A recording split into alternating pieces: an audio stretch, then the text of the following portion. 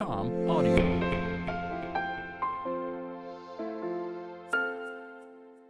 Audio.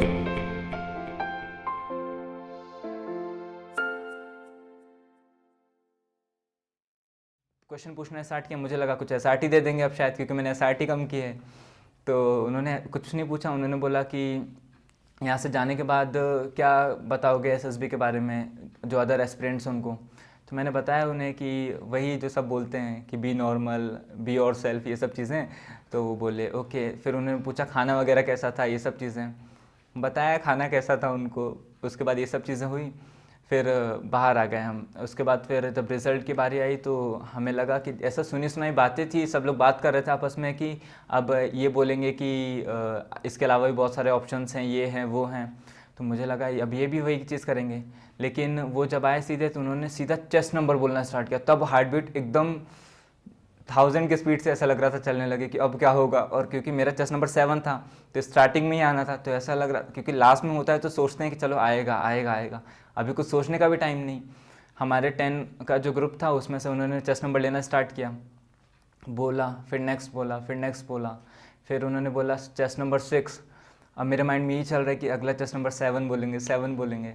फिर जैसे 6 बोला वो गया, उसको मेडिकल चेस्ट नंबर मिला। उसके बाद उन्होंने बोला चेस्ट नंबर 7। मैं इतना एक्साइटेड हुआ, मुझे समझ ही नहीं आया ये हो क्या गया। फिर मैं जस्ट खड़ा हुआ, मैंने अपना नाम अनाउंस किया और ये सब चीज़ें हुई। फिर उन्होंने मुझे जाके मेडिकल चेस्ट नंबर दिया। जय हिंद, welcome to defence master. My name is Abhishek Pandey, your host for the day. हम में से बहुत से लोगों का यहाँ पर सपना होता है कि आगे चलकर हम डिफेंस फोर्सेस को यहाँ पर ज्वाइन करेंगे, और इस सपने को साकार करने के लिए जो पहली अपॉर्चुनिटी हमें मिलती है वो क्लास 12th के बाद मिलती है, जिसे हम एनडीए एनए एग्जामिनेशन यहाँ पर कहते हैं। लाखों की संख्या में बहुत सारे लोग एनडीए रिटन एग्जामिनेशन देते हैं, जिसमें से कुछ लोग एनडीए रिटन एग्जामिनेशन को क्वालिफाई करते हैं। हम कह सकते हैं कि कुछ हजार लोग जो हैं वो एनडीए रिटन एग्जामिनेशन क्वालिफाई करते हैं। उनमें से कुछ लोग जो है वो एसएसबी इंटरव्यू को क्वालिफाई करते हैं, और करीब 400 से 450 लोगों के सिलेक्शन में हम ये कह सकते हैं कि अलग अलग तरीके की जो प्रोसीजर यहाँ पर होती है वो इन्वॉल्व होती है। मतलब आपके written examination, SSB interview, medicals के बाद करीब 400 से 450 लोग जो हैं वो हर साल नेशनल डिफेंस एकेडमी और इंडियन नेवल एकेडमी को यहाँ पर ज्वाइन करते हैं। इस साल एनडीए 145 का जो एग्जामिनेशन हुआ था उसे पूरी तरीके से क्वालिफाई करने वाले कैंडिडेट सुमित शुक्ला आज हमारे साथ हैं। Welcome Sumit on defence master. Thank you so much sir. तो सुमित, सबसे पहले तो मैं तुम्हें बहुत शुभकामनाएं यहाँ पर देना चाहता हूँ कि तुमने अपना एनडीए एग्जामिनेशन यहाँ पर क्वालिफाई कर लिया है, मेरिट भी क्लियर हो गई है, और बहुत जल्दी तुम इंडियन नेवल एकेडमी जो है वो यहाँ पर ज्वाइन करने वाले हो। Thank you sir. अच्छा, कई बार क्या होता है कि कई स्टूडेंट्स के मन में ये डाउट रहता है कि डिफेंस फोर्सेस में जो सिलेक्शन होता है वो केवल उन्हीं लोगों का होता है जिनका डिफेंस बैकग्राउंड हो, है ना।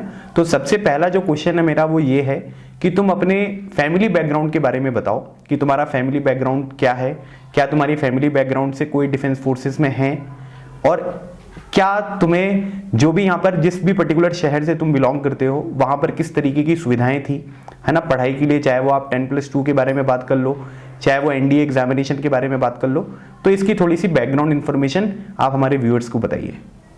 तो सर मैं एक सिविलियन बैकग्राउंड से बिलोंग करता हूँ। मेरी फैमिली में कोई भी डिफेंस से प्रॉपर नहीं है। सबसे पहले मेरी पूरी स्कूलिंग जो है वो कोपल स्कूल से हुई है, नेहरू नगर में, और मेरी पूरी स्कूलिंग वहीं से कंप्लीट हुई। उसके बाद 10+2 जब हुआ मेरा तो फिर मैंने बोर्ड एग्ज़ाम्स वगैरह दिए। मेरी फैमिली में की बात कर रहे हैं तो वहाँ पे मेरे पापा हैं, मम्मी हैं, मेरी एक बड़ी सिस्टर हैं, एक छोटा भाई और एक कज़न ब्रदर हैं। हम सब वहीं साथ में रहते हैं नेहरू नगर में। और उसके बाद फिर हम सबकी स्कूलिंग प्रॉपर तरीके से हमारे पेरेंट्स ने की है। पापा बहुत पहले भोपाल आए थे ताकि हम सबको एक अच्छे से एजुकेशन मिल सके प्रॉपर तरीके से, और इसी एजुकेशन का, क्योंकि वो भी अपने पेरेंट्स से हम अपने ग्रैंड पेरेंट्स से दूर रहते हैं यहाँ पे, तो इसी वजह से एक मोटिवेशन भी थी कि कुछ करना है लाइफ में। तो इसी तरीके से करते करते मेरी पूरी स्कूलिंग यहाँ पे भोपाल में हुई है। तो इस बात से ये पता चलता है कि तुम्हारा कोई डिफेंस बैकग्राउंड नहीं है, मतलब किसी को देखकर तुमने यहाँ पर सोचा नहीं होगा कि कभी तुम यहाँ पर डिफेंस फोर्सेस को ज्वाइन करोगे।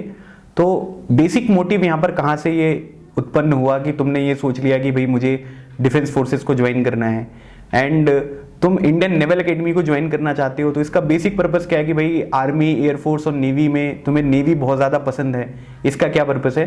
थोड़ा इसकी हिस्ट्री यहाँ पर बताओ कि किस तरीके से तुम्हारे अंदर एक इंटरेस्ट यहाँ पर पैदा हुआ कि तुम्हें डिफेंस फोर्सेस को यहाँ पर ज्वाइन करना है। तो सर इसकी सबसे पहले शुरुआत होती है जब मैं, क्योंकि मेरी पूरी स्कूलिंग में मैं एक टॉपर रहा हूँ, तो मेरे लाइफ में मैंने कुछ कुछ डिसिप्लिन के कुछ मोटिव्स अपने लाइफ में अचीव किए हैं। सबसे पहले जैसे 8th क्लास के बाद बहुत सारी कोचिंग्स आती हैं स्कूल में, तो मुझे जेई नीट के अलावा एक एनडीए के बारे में भी पता पड़ा कि ये भी एक अपॉर्चुनिटी है जहाँ पे अच्छा करियर अचीव किया जा सकता है। तो मैंने इसके बारे में थोड़ी बहुत रिसर्च की कि ये एक नई चीज़ है क्या, क्योंकि मेरे लिए वो चीज़ उस टाइम पे बहुत नई थी। मैंने बहुत पता किया इसके बारे में, तो मुझे पता चला ये आर्म्ड फोर्सेस के लिए है, एक ऑफिसर बनाते हैं वो एक्चुअली में आपको। तो एनडीए आईएनए में जाने का सपना मेरा तब से था कि मुझे डिफेंस में ही अपना करियर आगे ऑप्ट करना है। उसके बाद जब मैं और बड़ा हुआ, जब मैंने अपनी 10th क्लियर की, तब मुझे पता पड़ा मेरी फैमिली में ही दूर के रिलेटिव में एक ऑफिसर थे, वो नेवी के ही थे। तो उनको जब मैंने पहली बार वाइट यूनिफॉर्म में देखा तो वो मुझे बहुत अट्रैक्ट की, और मुझे एक्चुअल में मतलब जो मैंने सोचा था पहले कि मुझे डिफेंस ऑफिसर बनना है, वो मेरा एक्चुअल में जब मैंने फेस किया उन्हें, तब मुझे पता पड़ा कि कितना अच्छा लगता है। वो वाइट यूनिफॉर्म मेरे लिए एक सपना बन गई फिर। तो तब से फिर आगे मैंने इसको ही अपना इंडियन नेवी में जाने का अपना करियर चूज़ कर लिया। ओके, सो क्लास 10th में एक मुलाकात ने जो है वो तुम्हारे सपने बना दिए। बहुत कम लोगों के साथ ऐसा होता है। तो तुम्हें एक मोटिव यहाँ पर मिल गया कि मुझे आर्म्ड फोर्सेस को ज्वाइन करना है। अब हम बात करेंगे हमारे एनडीए रिटन एग्जामिनेशन के बारे में। तो एनडीए रिटन एग्जामिनेशन में जैसा कि यहाँ पर 2 एग्जामिनेशन होते हैं, एक मैथ्स का पेपर होता है, एक जनरल एबिलिटी टेस्ट का पेपर होता है। तो क्या आपने इस एग्जामिनेशन को क्वालिफाई करने के लिए एनडीए स्पेसिफिक कोई कोचिंग यहाँ पर करी थी? और अगर आपने करी है तो किस तरीके के बेनिफिट आपको उस पर्टिकुलर कोचिंग से मिले हैं? अगर आपने नहीं करी है, सेल्फ प्रिपरेशन यहाँ पर करी है, तो सेल्फ प्रिपरेशन का जो बेसिक स्ट्रेटजी यहाँ पर थी रिटन एग्जामिनेशन के लिए, वो आपने यहाँ पर क्या फॉलो करी? और क्योंकि अभी जो एनडीए एग्जामिनेशन होने भी वाला है, तो उसमें भी बहुत सारे जो एस्पिरेंट्स हैं वो प्रिपेयर कर रहे हैं, तो उनका बेसिक यहाँ पर क्या जो स्ट्रेटजी है वो लास्ट मोमेंट पर यहाँ पर रहनी चाहिए, ताकि वो अपना नेक्स्ट एग्जामिनेशन जो रिटर्न है एनडीए का वो यहाँ पर क्वालिफाई कर रहे हैं। इस तरीके की कोई टिप्स जो है वो आप हमारे एस्पिरेंट्स को बताइए। Yes sir, written exam NDA का जो होता है वो प्रॉपर्ली 11th और 12th के बेसिक्स पे बेस्ड होता है फर्स्ट ऑफ ऑल। तो मैंने जैसे ही 10th क्लास क्लियर की, मेरे सारे करियर ऑप्शंस क्लियर थे, तो मैंने फर्स्ट ऑफ ऑल एक बुक ऑर्डर करी। देन आफ्टर दैट उसी बुक के साथ मैंने अपनी प्रिपरेशन कंटिन्यू करी। सब लोग बोर्ड एग्ज़ाम्स और स्कूल्स के एग्ज़ाम की प्रिपरेशन कर रहे थे, बट मैं साथ साथ में उनके साथ साथ एनडीए की भी प्रिपरेशन कर रहा था, जिससे एक चीज़ क्लियर रहे कि मुझे एग्ज़ाम क्लियर करना है। तो इसी के साथ चलती रही मेरी प्रिपरेशन। मैथ्स के लिए मैंने बस एनसीईआरटीज़ और बुक्स को रेफ़र किया और रेगुलर प्रैक्टिस करता था। कोई ऐसा बहुत टाइमली रूटीन से मैंने नहीं किया है। मैंने किसी कोचिंग को ज्वाइन नहीं किया था रिटन एग्ज़ाम के लिए, क्योंकि मैं एकेडमिक्स में अच्छे एक्सेलेंस मैंने हासिल की थी, तो इसलिए फिर मैं उसको कंटिन्यू रखते हुए मैंने एनडीए का रिटन एग्ज़ाम में सोचा कि मैं पहले खुद से ट्राई करता हूँ, देन आफ्टर दैट मैं देखूँगा कि आगे क्या कर सकते हैं। तो रिटन एग्ज़ाम मैंने खुद से प्रिपेयर किया जीएटी के लिए, क्योंकि 10th तक की मेरी सोशल बहुत अच्छा मेरा बैकग्राउंड था उसमें, तो सोशल के लिए मुझे ज़्यादा प्रॉब्लम नहीं हुई। और रही बात जनरल नॉलेज वगैरह और इन सब चीज़ों के लिए, तो ये सब भी मैंने बुक से ही रेफ़र करके ये सब चीज़ें प्रॉपर प्लान करते हुए सब कुछ अचीव किया। उसके बाद फिर मैथ्स के लिए बस प्रॉपर क्वेश्चंस वगैरह सॉल्व किए। 12th के में बोर्ड एग्ज़ाम्स भी थे और एनडीए का एग्ज़ाम भी था, तो दोनों को मेरे लिए अपॉर्चुनिटी था कि मैं एनडीए की प्रिपरेशन कर ही रहा हूँ, उसके साथ साथ मैं बोर्ड एग्ज़ाम में भी उन सब चीज़ों को यूज़ करूँ। जो भी छोटी मोटी ट्रिक्स वगैरह रहती हैं, डायरेक्ट क्वेश्चन सॉल्व करने की एबिलिटीज़ रहती हैं, उन सबको मैंने सीखा फटाफट। और बोर्ड एग्ज़ाम में भी कोई भी क्वेश्चन आता था तो मैं उसको पहले से ही सॉल्व कर लेता था, क्योंकि मैं एनडीए की प्रिपरेशन कर रहा था। और जेईई मेंस का भी एग्ज़ाम होता है, तो मैं उस एग्ज़ाम को के लिए भी अपेयर कर रहा था, तो मेरा माइंड से थोड़ा सा ऊपर हो चुका था, जिससे मैं एनडीए का एग्ज़ाम ईजिली क्लियर कर पाता। फिर जब एनडीए का एग्ज़ाम हुआ तो मैंने जितनी भी चीज़ें सीखी थी 2 साल में, साल भर में, वो सब चीज़ें मैंने वहाँ पे अप्लाई की और एकदम काम होकर मैंने एनडीए रिटन एग्ज़ाम को क्लियर किया। तो आपकी स्ट्रेटेजी सुनकर ये लग रहा है कि मतलब अगर हम अपने क्लास 11th और 12th के बेसिक्स के ऊपर अगर ध्यान दें, रेगुलर प्रैक्टिस करें, और ट्रिक्स तो सीखना बहुत ज़रूरी है, क्योंकि बिना ट्रिक्स के आप जो क्वेश्चंस हैं वो ज़्यादातर सॉल्व नहीं कर पाओगे, क्योंकि टाइम भी बहुत लिमिटेड होता है ना। 2.5 आवर आपको दिए जाते हैं पेपर को सॉल्व करने के लिए। लेकिन साथ ही साथ आपको जीएटी के पेपर में भी अच्छी तरीके से फोकस करना बहुत ज़रूरी है।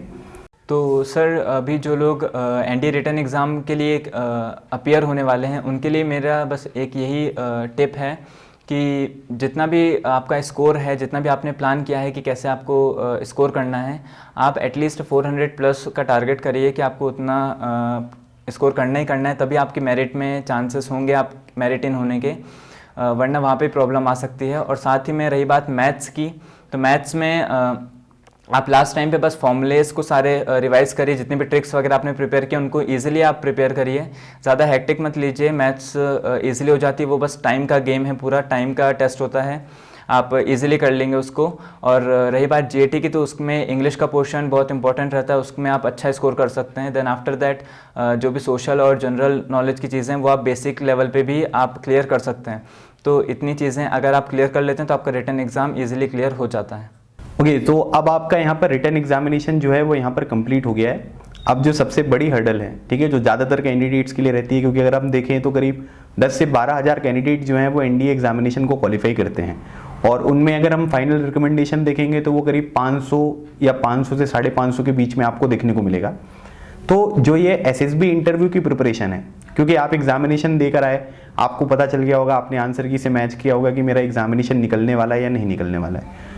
आपने एग्जामिनेशन को क्वालिफाई करने से पहले अपनी एसएसबी की प्रिपरेशन यहाँ पर स्टार्ट करी थी, या आपने पहले ये सोचा कि पहले एनडीए एग्जामिनेशन का रिजल्ट आ जाने देते हैं फिर हम एसएसबी की प्रिपरेशन यहाँ पर स्टार्ट करेंगे? और एसएसबी इंटरव्यू की प्रिपरेशन के लिए जब आपने सोचा कि मुझे अपनी एसएसबी जो है वो स्टार्ट करना है, तो आपके दिमाग में यहाँ पर क्या चल रहा था कि किस तरीके से आपको प्रिपरेशन करनी है? जो इनिशियल थॉट्स होते हैं जो हर कैंडिडेट के दिमाग में आते हैं।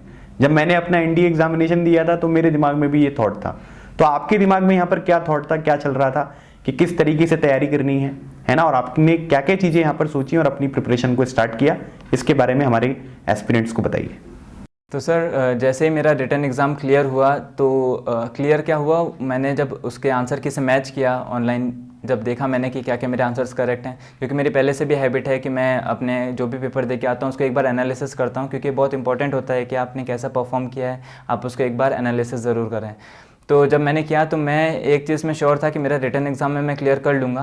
देन आफ्टर दैट अब मुझे नेक्स्ट स्टेज जो कि एसएसबी का है, वो मैंने फिर उसके बारे में ध्यान देना शुरू किया। फिर मैंने देखा कि भोपाल में कौन सी कोचिंग्स लोकल में अवेलेबल हैं, क्योंकि कोविड का भी इशू था, ये सब भी चीज़ें थी। तो फिर मैंने देखा कि डिफेंस मास्टर के बारे में मुझे पता चला, तो फिर मैंने उस गाइडेंस लेना शुरू किया। फिर वहाँ से मैंने एक कोर्स परचेज़ किया। तो उसमें सबसे अच्छी चीज़ मुझे ये लगी कि 30 डेज़ का जो पूरा कोर्स था उसमें बहुत सारी अच्छी चीज़ें थी जो मेरी पर्सनैलिटी पे डिपेंड करती हैं। ऐसे करते करते फिर वो सब चीज़ें मैंने करी पूरी प्रिपेयर एसएसबी, तो इस तरह से हुआ। ओके, मतलब यहाँ पर जो भी तुमने एसएसबी की तैयारी स्टार्ट करी थी वो डिफेंस मास्टर के गाइडेंस पे तुमने स्टार्ट करी, इनिशियल तुम्हारी कोई एसएसबी की प्रिपरेशन नहीं थी? नो सर, इनिशियली मेरी कोई प्रिपरेशन नहीं थी, और मैं भी जैसा सब सोचते हैं कि एसएसबी अब कैसा होगा, क्या होगा, बहुत टफ है इंटरव्यू, क्योंकि 10+2 जो भी कैंडिडेट्स रहते हैं उन्होंने अभी तक अपनी लाइफ में कोई भी इंटरव्यू ऐसा फेस किया नहीं होता है। तो मेरे लिए भी एक बहुत न्यू चीज़ थी कि ये क्या होता है एसएसबी। ऐसा लगता है कि जैसे सिविल सर्विसेज के इंटरव्यूज़ वगैरह दे रहे हैं हम, तो ऐसी फीलिंग्स आ रही थी। तो बहुत ही मिक्स फीलिंग्स थी और बहुत ज़्यादा कन्फ्यूज़न थी इसमें। तो सुमित, आपने अपने एनडीए एग्जामिनेशन के रिजल्ट के डिक्लेयर होने के बाद अपनी एसएसबी की प्रिपरेशन स्टार्ट करी, या उससे पहले आपने प्रिपरेशन स्टार्ट कर दी थी? सर मैंने उसके पहले से ही सोच रखा था कि मेरा रिटर्न क्योंकि क्लियर हो गया, मैंने एनालिसिस कर लिया था पहले ही। तो उसके बाद फिर मैंने एसएसबी के बारे में थोड़ा थोड़ा नॉलेज लेना स्टार्ट कर दिया था कि कैसे क्या चीज़ें होती हैं। फिर जैसा कि मैंने बताया कि फिर डिफेंस मास्टर के थ्रू मैंने पूरा अपना गाइडेंस लिया। ओके, सो अब क्या है कि अब हमारा एग्जामिनेशन का जो रिजल्ट है वो डिक्लेयर हो गया है, आपने अपनी एसएसबी की प्रिपरेशन भी यहाँ पर स्टार्ट कर दी है। तो आपका एसएसबी सेंटर कहाँ पर था, और आपने जो डेट सिलेक्शन यहाँ पर हुआ था उसके लिए आपने क्या स्ट्रेटेजी रखी, किस तरीके की डेट आपको यहाँ पर सेलेक्ट करनी है, इसके बारे में थोड़ी सी जानकारी दीजिए। तो सर क्योंकि मुझे इंडियन नेवी के लिए जाना था, मेरी पहली प्रेफरेंस वही थी, तो मुझे एनएसबी कोलकाता का सेंटर मिला था। तो जब डेट सिलेक्शन की लिंक आई तो मैंने उसमें फ़र्स्ट डेट को चूज़ किया, क्योंकि लोग ऐसा सोचते हैं कि लास्ट डेट में जाएंगे तो ज़्यादा अच्छा रहेगा, फर्स्ट बैच वालों को एक्सपीरियंस मिल जाएगा। पर मैंने ऐसा कुछ नहीं सोचा। फर्स्ट बैच और सेकंड बैच मेरे लिए लगभग बराबर ही था, तो मैंने फर्स्ट बैच को चूज़ किया और उसमें मैंने फिर अपीयर किया था एनएसपी कोलकाता से। ओके, सो आपके एनडीए प्रिपरेशन में और आपके एसएसबी डेट में, इसके बीच में कितने दिन का आपको टाइम था ताकि आप अपनी एसएसबी के लिए अच्छी तरीके से प्रिपेयर कर सको? सर इसमें लगभग 3 to 4 मंथ्स का टाइम था। ओके, सो ये 3 to 4 मंथ्स आपके लिए इफेक्टिव थे? मतलब इसमें आपने अपनी जो भी चीज़ें सीखी थी उसकी प्रिपरेशन अच्छी तरीके से कंप्लीट हो गई? सर ये 3 to 4 मंथ्स मैं पूरी तरीके से तो यूटिलाइज़ नहीं कर पाया, बट 2 to 3 मंथ्स तो मैंने पूरी तरीके से यूटिलाइज़ किए थे एसएसबी प्रिपरेशन के लिए। तो जैसे चीज़ें मुझे मिलती गई तो सबसे पहले मैंने फटाफट से एक प्रॉपर गाइडेंस लिया, उसके तहत पूरी प्रिपरेशन की।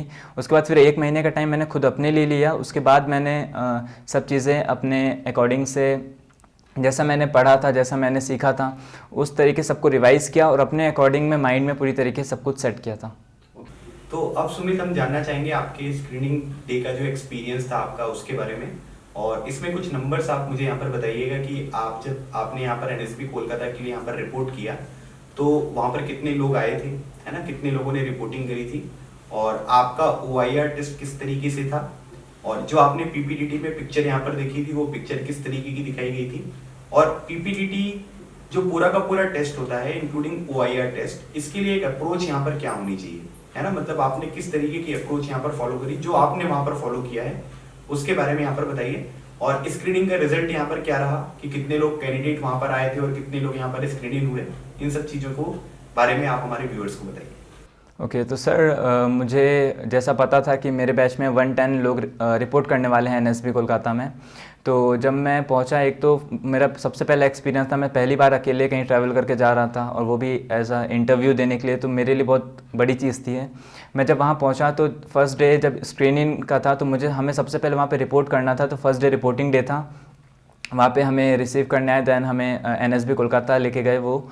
उसके बाद फर्स्ट डे रिपोर्टिंग डे के बाद सेकंड डे हमारे जब स्क्रीनिंग डे था उसके पूरी प्रोसीजर्स उन्होंने फॉलो किए। तो सबसे पहले हमारा OIR टेस्ट हुआ। तो OIR टेस्ट में उन्होंने 2 क्वेश्चन बुकलेट दिए थे, उसके बाद उसको प्रॉपरली सॉल्व करना था। पहले उन्होंने कुछ प्रैक्टिस भी करवाए थे क्वेश्चंस, देन आफ्टर दैट उसको सॉल्व करने का प्रॉपर टाइम दिया था। तो उसको जब मैंने सॉल्व किया तो मैंने out of 40 questions approx 37 to 38 questions easily कर लिए थे फर्स्ट सेट से। Then after that second set भी सिमिलर था, कोई सेट टफ या इजी नहीं होता है, और प्रॉपर बेसिक से क्वेश्चंस आते हैं उसमें, उस तरीके से वो क्लियर किया जैसे मेंटल एबिलिटी का टेस्ट होता है, बिल्कुल वैसे ही। देन आफ्टर दैट थोड़ा सा हमें ब्रेक मिला। उसके बाद फिर पूरे जितने भी 86 लोगों ने वहाँ पे रिपोर्ट किया था, 110 में से 86 लोगों ने फर्स्ट डे रिपोर्ट किया था, उसमें से भी 84 were fresher and 2 to 3 were repeaters. तो उन लोगों ने जब रिपोर्ट किया तो फिर उसके बाद जब स्क्रीनिंग की पिक्चर आई, सबसे पहले तो हमें कॉन्फ्रेंस हॉल में बैठाया गया। 2020 के बैचेस उन्होंने ग्रुप्स में डिवाइड कर दिया था। एक ही पिक्चर उन्होंने मुझे लगता है सबको दिखाई थी। उस पिक्चर में एक सोफ़ा था, उसके ऊपर एक मेल पर्सन बैठे थे, उनके बगल में एक फीमेल बैठी थी, और नीचे फ्लोर पर एक बच्चा बैठा हुआ था, और फादर के मतलब जो मेल पर्सन थे उनके हैंड में कुछ था, वो कुछ उस बच्चे को बता रहे थे। तो मेरे माइंड में सबसे पहला थॉट ये है कि ये घर का सीन है, ये फादर हैं, ये मदर है, और नीचे उनका बच्चा है जिन्हें फादर कुछ बता रहे हैं, कोई टीचिंग दे रहे हैं। तो मेरे माइंड में, जैसा मैंने थोड़ी बहुत प्रिपरेशन की थी कि जैसे स्टोरी आती है, तो मेरे माइंड में सबसे पहले मैं थीम प्रिपेयर करता था कि किस थीम पे मुझे स्टोरी लिखनी है। तो पहले वो थीम आई, तो सबसे पहले मैंने सोचा कि मुझे ऐसा शो करना चाहिए कि वो जो फादर हैं उनको बच्चे ने गिफ्ट दिया है। तो ऐसा ही किया मैंने उसमें यही लिखा कि उनका जो बेटा है उसने बहुत अच्छे से पढ़ाई वगैरह की, और फादर्स डे पे उसने अपने पापा को एक फ़ोन गिफ्ट किया, जो कि जिसके लिए उसने अपनी मम्मी की हेल्प ली थी। एक अच्छा सा फ़ोन गिफ्ट करने के बाद फादर थोड़े से नाराज़ भी हुए कि अभी इसकी ज़रूरत नहीं थी, क्योंकि वो उसके स्कॉलरशिप के पैसे थे उस बच्चे के। बट आफ्टर दैट जब उस बच्चे ने बताया कि इसके बहुत सारे बेनिफिट्स हैं, ऑनलाइन पेमेंट्स एंड ऑल, तो ये सब बेनिफिट्स मैंने उस स्टोरी में लिखे थे। तो फिर फादर को भी लगा कि नहीं, अच्छी चीज़ है, उन्हें भी बहुत प्राउड फील हुआ। तो इस तरीके से मैंने अपनी स्क्रीनिंग की स्टोरी लिखी थी। और सेम इंसिडेंट कुछ दिन पहले एक्चुअल में मेरे फ्रेंड के घर पे हुआ था, तो मुझे ऐसा लगता है कि इसलिए मेरे माइंड में वो चीज़ थी। तो बहुत इजी तरीके से मैंने इस चीज़ को बस स्टोरी लिखी। उसके बाद फिर हम सब बाहर आ गए, अब मेन चीज़ ये थी कि उसका रिज़ल्ट डिक्लेयर होना था सेम डे। तो सबसे पहला थॉट कि यार 86 में से कौन होगा। और हाँ, इसके पहले एक और चीज़ मैं बताना भूल गया कि पीपीडीटी में जब डिस्कशन होता है तो पिक्चर लिखने के बाद हमारा डिस्कशन हुआ था, तो 2020 का ग्रुप था। तो उसी ग्रुप में जब सबको बैठाया गया था तो वहाँ सामने 3 ऑफिसर्स होते हैं। तो ये सब चीज़ें मेरे माइंड में पहले से प्रिपेयर थी, एक माइंड सेटअप था मेरा कि ऐसी ऐसी चीज़ें होंगी। और जब उसी रेगुलर पैटर्न में मुझे वो चीज़ें मिल रही थी तो मेरे लिए एक सेफ़ इन्वायरमेंट क्रिएट हो रहा था कि मैं अच्छे से अपना परफॉर्म कर पाऊँ। मेरे लिए वहाँ पे कुछ नया नहीं लग रहा था, जबकि मैं फ्रेशर था वहाँ पे। तो ये चीज़ बहुत प्लस पॉइंट थी मेरे लिए। वहाँ पे जब डिस्कशन हुआ तो फिश मार्केट वाली सिचुएशन क्रिएट होती है और भी बहुत सारी चीज़ें होती हैं। तो जब सबने अपनी नरेशन देना शुरू किया, सबने बोला, तो बहुत सारे बीच में लोग रुक रुक के बोल रहे थे। बट जब मैंने दिया तो मेरे माइंड में यही था, मेरी स्टोरी कैसी भी है, मुझे अपना नरेशन एकदम कॉन्फिडेंटली और अच्छे से देना है। तो मैंने बस वही किया, मैंने एकदम कॉन्फिडेंटली अपना पूरा नरेशन कंप्लीट किया। तो मेरे अंदर एक कॉन्फिडेंस आया कि अब मैं और अच्छे से अपने पॉइंट्स रख सकता हूँ। फिर डिस्कशन हुआ तो डिस्कशन में मैंने सबके, क्योंकि नरेशन मैंने अच्छे से सुने थे तो इसलिए मैंने उनके पॉइंट्स को इंक्लूड करते हुए फिर अपने डिस्कशन के पॉइंट्स रखे, तो सब मेरे फेवर में आ गए। और इस तरीके से मैंने डिस्कशन को भी अपनी जो स्टोरी थी और बाकी सबके स्टोरी के साथ कंक्लूड करते हुए आगे बढ़ाया।